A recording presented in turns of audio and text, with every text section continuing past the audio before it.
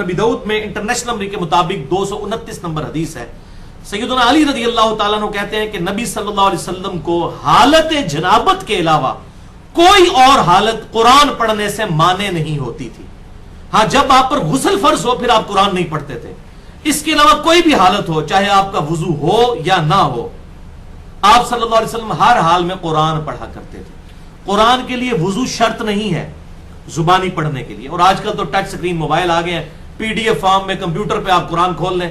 मौलवियों के तो फतवों से भी बच गए आप, वैसे ही उसमें तो छूना भी नहीं होता, आप पढ़ते रहे। तो आप सल्लल्लाहु अलैहि वसल्लम जो है वो छूने वाला मसला भी कोई क्लियर नहीं है, वो भी मैं बता देता हूं बाद में। बल आम हालत में आप सल्लल्लाहु अलैहि वसल्लम कुरान जुबानी पढ़ते थे बगैर वुजू के भी। सैयदना अली कहते हैं जब हालत जनाबत होती थी फिर आप नहीं पढ़ते थे। तो हालत जनाबत में कुरान नहीं पढ़ा जाता। और ये सिर्फ कुरान के लिए, बाकी जितने अज़कार हैं, सुबह शाम की दुआएं हैं, कुरान में भी जो दुआएं आई हैं वो दुआओं की नियत से आप पढ़ सकते हैं। वो सही मुस्लिम में हदीस है इंटरनेशनल नंबर के मुताबिक 826 जनाबत वाले चैप्टर में कि अम्मा आयशा से जब यही पूछा गया कि आप सल्लल्लाहु अलैहि वसल्लम अल्लाह का जिक्र हर हाल में क्या किया करते थे, तो हजरत आयशा ने कहा कि कोई भी हालत हो आप सल्लल्लाहु अलैहि वसल्लम हर हाल में अल्लाह का जिक्र किया करते थे, चाहे आप पे हालत जनाबत हो या कोई और हालत हो, जिक्र नहीं छूटता था। यह हालत जनाबत जो है वो नमाज और कुरान पाक के हवाले से प्रोटोकॉल है। आम अज़कार सुभान अल्लाह, अल्हम्दुलिल्लाह या दुरूद शरीफ या दुआएं, इनके लिए वुजू क्या, इंसान कोई शख्स बेगुस्ला भी हो वो कर सकता है। आप सल्लल्लाहु अलैहि वसल्लम भी इस हालत में अल्लाह का जिक्र कर लिया करते थे। अब आ जाइए भाइयों कुरान पाक को छूने के एतबार से, इसके बारे में भी चूंकि वाज़े अहादीस मौजूद नहीं है। जब वाज़े अहादीस मौजूद नहीं होंगी फिर उलमा के फतवे होंगे, जब फतवे होंगे फिर दोनों तरफ होंगे। और वो जो कुरान की आयत सूरतुल वाक़िया की लेते हैं ला यमस्सुहु इल्लल मुतहहरून, आप देखें उस आयत को बिल्कुल आउट ऑफ कंटेक्स्ट वो कोट कर रहे होते हैं। वो आयत तो इस तरीके से है ही नहीं है। वो आयत है सूरह अल वाक़िया आयत नंबर 77 से लेकर 80 तक। अब आप खुद ही समझ लें इसका ये माना बनता है क्या? मौलवी धोखा देता है और कुरान के बाहर भी ला यमस्सुहु इल्लल मुतहहरून ये आयत लिखी होती है। आप इसका कॉन्टेक्स्ट देखें क्या है। औज़ु बिल्लाहि मिनश शैतानिर रजीम, बिस्मिल्लाहिर रहमानिर रहीम, सूरतुल वाक़िया आयत नंबर 77, इन्नहु लकुरआनुन करीम, बेशक ये कुरान बड़ा अजमत वाला कुरान है, इज्जत वाला कुरान है। फी किताब मकनून, ये किताब लिखी हुई है उस किताब मकनून लोहे महफूज में। ला यमस्सुहु इल्लल मुतहहरून, और उस लोहे महफूज में इस कुरान को हाथ नहीं लगा सकते मगर पाकीज़ा लोग, यानी फरिश्ते। वो काफिर कहते थे ये कुरान जो है वो जिन्नात ने नाजिल किया है माज़अल्लाह हुजूर के ऊपर। अल्लाह ने फरमाया जिन्नात की तो पहुंच ही नहीं लोहे महफूज पे, वहां तो सिर्फ पाकीज़ा फरिश्ते चढ़ सकते हैं वहां तक। तंज़ीलुम मिर रब्बिल आलमीन, ये उतारा हुआ है रब्बुल आलमीन का। तो कॉन्टेक्स्ट ही बता रहा है क्या, फी किताब मकनून ला यमस्सुहु इल्लल मुतहहरून तंज़ीलुम मिर रब्बिल आलमीन, ये किताब नाजिल की हुई है रब्बुल आलमीन की तरफ से। तो ये बिल्कुल इसको इस तरह कहना है ला यमस्सुहु इल्लल मुतहहरून, इसको पाकीज़ा के अलावा कोई छू नहीं सकता। तो अगर कोई लेना भी है तो पाकीज़ा से मुराद यह है कि जुनबी शख्स नहीं होना चाहिए। बगैर वुजू वाला है तो उसमें कोई मामला नहीं। मैं इसमें बहरहाल दरमियान का मौक़िफ़ रखता हूं दलाइल की रोशनी में। मेरे नजदीक यह है कि किताब सुन्नत के दलाइल की रोशनी में, चूंकि ये फतवा है इसमें कोई वाज़े कुरान और हदीस की आयात मौजूद नहीं, ना कोई हदीस मौजूद है, कि जिस शख्स ने कुरान पाक की तिलावत करनी है तो वो प्रोटोकॉल के साथ वुजू करके करे।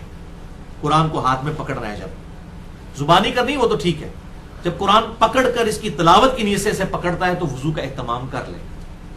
अलबत्ता अगर कुरान सीखने के लिए पढ़ रहा है, यानी इसको समझ रहा है इसमें क्या लिखा है, तफसीर पढ़ रहा है उर्दू लिंग्विस्टिक, फिर वुजू के चक्कर में डालना, यही तो मौलवियों ने कुरान से लोगों को दूर कर दिया है। कई लोग बेचारे बहाना करते हैं वो तो नमाज नहीं पढ़ते कि हमारा वुजू नहीं ठहरता। ठीक है, आप उनको कुरान में भी, ये तो किताब जिंदगी है भाई। बहरहाल इस किताब का एहतराम और अदब बहुत जरूरी है, एक मुसलमान के लिए तो बहुत ज्यादा जरूरी है।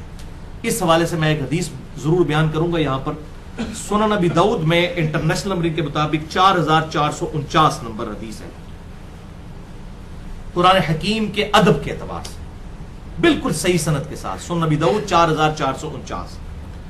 आप सल्लल्लाहु अलैहि वसल्लम एक दफा यहूदियों के मदरसे में गए। यहूदियों ने एक मुकदमे के फैसले के लिए आपको अपने मदरसे में मदऊ किया।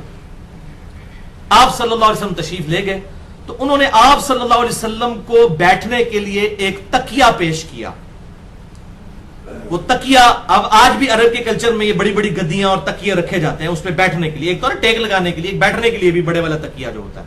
تو تکیہ آپ صلی اللہ علیہ وسلم کو پیش کیا. سنن نبی داؤد 4449 نمبر حدیث. تو آپ صلی اللہ علیہ وسلم نے فرمایا کہ تورات لے کر آؤ، تورات میں سے فیصلہ کیا جائے گا. زنا کے مقدمے کی رجم کی سزا کا ایشو تھا. تو آپ صلی اللہ علیہ وسلم اس تکیے پر بیٹھ گئے اور تھوڑی دیر کے بعد جب وہ یہودی تورات لے کر آئے تو آپ صلی اللہ علیہ وسلم اس تکیے سے اٹھ کر زمین پر بیٹھ گئے اور تورات کو تکیے کے اوپر پروٹوکول کے ساتھ رکھا، تحریف شدہ تورات کو اتنی عزت دی اور کہا کہ میں اس تورات پر ایمان لایا اور اس کے نازل کرنے والے پر بھی ایمان لایا. تو قرآن تو کہتا ہے تورات لے کر آؤ، انجیل لے کر آؤ. ایز فار ایز توحید از کنسرنڈ آج بھی تورات اور انجیل توحید کے اعتبار سے بالکل محفوظ ہے. اس میں ٹیمپر ہوئی ہیں چیزیں، توحید آج بھی محفوظ ہے. تبھی تو لوگ اس کو پڑھ کر قرآن کی طرف آ رہے ہیں.